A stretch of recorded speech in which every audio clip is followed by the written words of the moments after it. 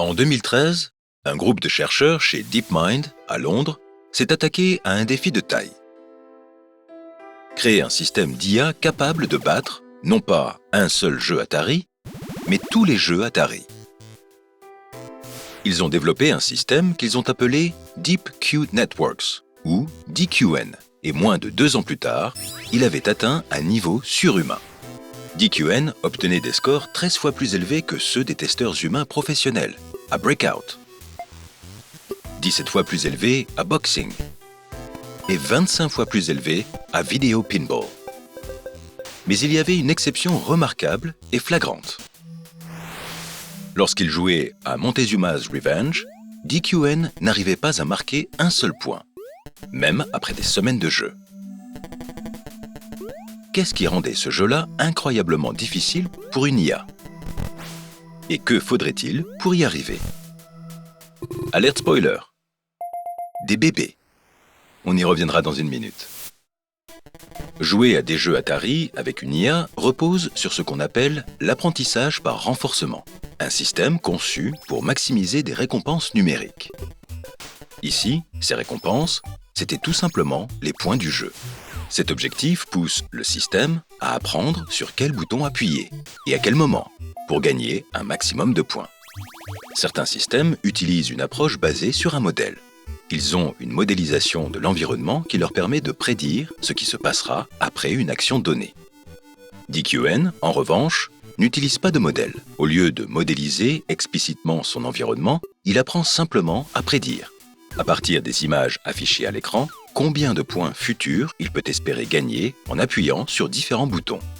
Par exemple, si la balle est ici et que je vais à gauche, je gagne des points. Mais si je vais à droite, je n'en gagne pas.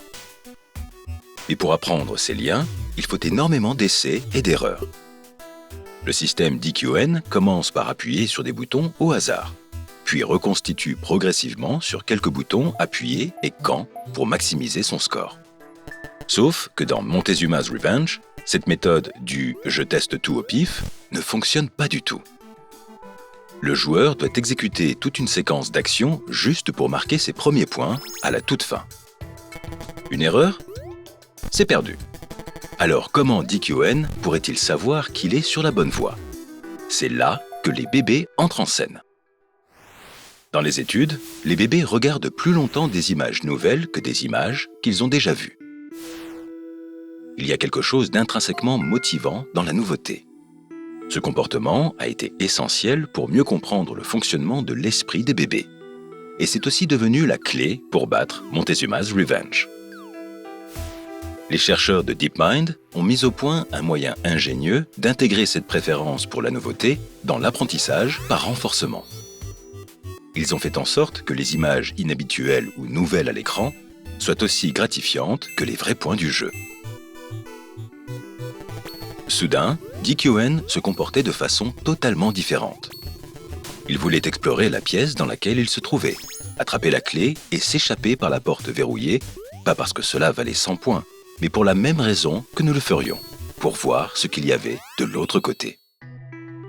Avec ce nouveau moteur de motivation, DQN a non seulement réussi à attraper la première clé, mais il a aussi exploré 15 des 24 chambres du temple. Mais récompenser la nouveauté peut parfois causer plus de problèmes qu'autre chose. Un système qui cherche la nouveauté et qui a déjà tout vu peut perdre sa motivation. Si tout a été déjà vu, à quoi bon continuer? Autre exemple, s'il tombe sur, disons, une télévision, il se fige. Les images constamment nouvelles sont, en quelque sorte, paralysantes. Les idées et l'inspiration circulent dans les deux sens.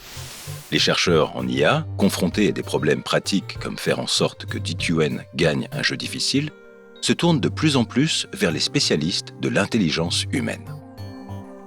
En même temps, l'IA nous offre de nouvelles perspectives sur nos propres blocages et façons de les dépasser.